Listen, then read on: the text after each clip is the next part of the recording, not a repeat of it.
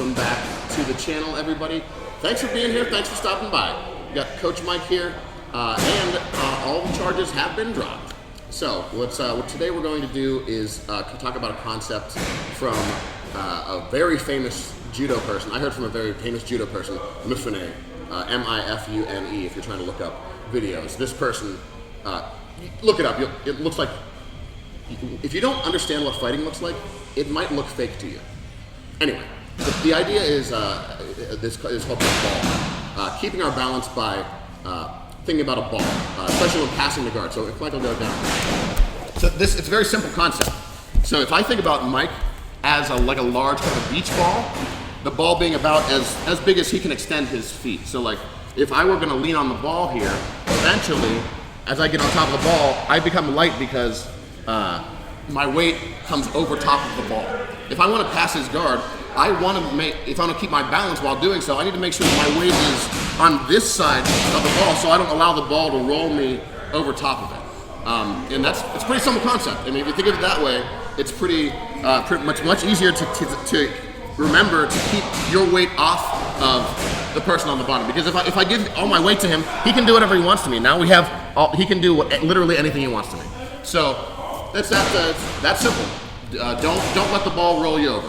Mike, thoughts? Oh, I thought that was just like, just like a great like analogy, metaphor, whatever the correct terminology is there. And it's like was like kind of like mind blowing for me, like initially. And I think what really set me down the path is like when you were like, you can't knock a ball over. You know what I mean? And if you just think about like the spherical, like we oftentimes think of like things in like 2 dimensions. I think when we're doing stuff, but like Jiu-Jitsu is absolutely a 3-dimensional sport, right? So like, if you're like, oh, I'm gonna pass up around the guard, I think initially we envision that circular, right? Where it's spherical. And I think using the ball reference can kind of help like open up some new ideas. Absolutely. So think about the ball when you're trying to pass the guard. Don't fall over, don't get rolled over, don't leave too much of your weight on top of a part of your partner that they can then use it against you. Not to say that you can't put your weight on your partner, obviously, we do that all the time. But just don't put it on them so that the ball has the control. That's about it. Anything else? Yeah, cool. So check out all the other videos. There's some great rolling footage. One recently was, I think, a half an hour long. The next one, I think, is an hour long.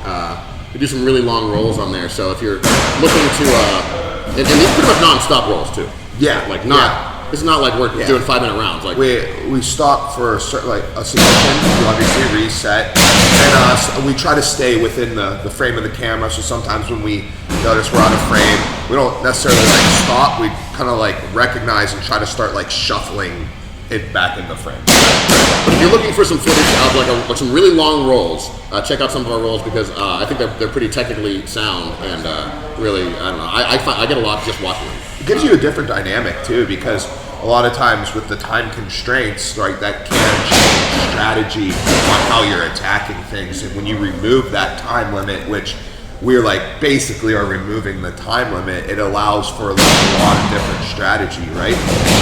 For an example, sometimes in our roles, right, like I'm a competitive guy, so like I keep count and I'm like, God, Jared submitted me twice.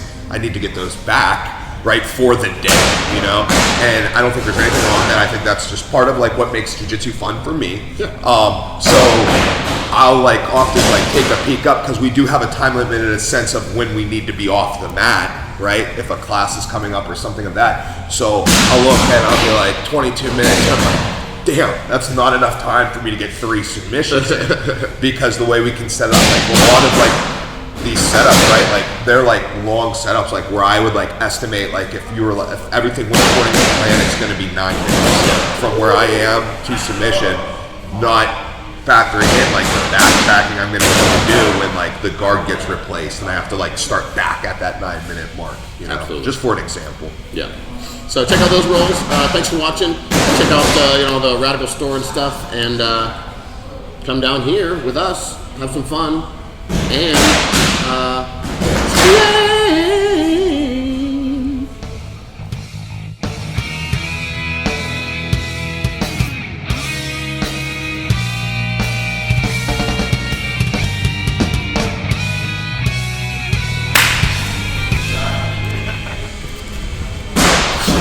Ow now, brown cow. Ugh.